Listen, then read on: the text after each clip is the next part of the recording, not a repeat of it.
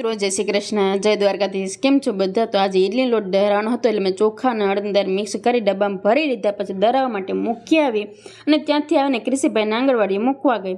ત્યાં જઈને ભાઈ તો લસરપટ્ટી ઉપર ચડી ગયો અને બેઠે બેઠે બધા સામે જોવા માંડ્યો ને કે બધા છોકરા શું કરે એને જ્યાં રાખો ને એટલે ઉપર બેઠો।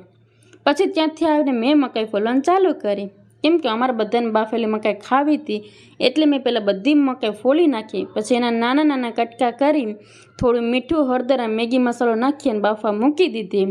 અને થોડી વાર પછી જોયું તો આપણે મસ્ત મજાની મકાઈ બફાઈ ગઈ હતી। તો કોને કોને બાફેલી મકાઈ ભાવે?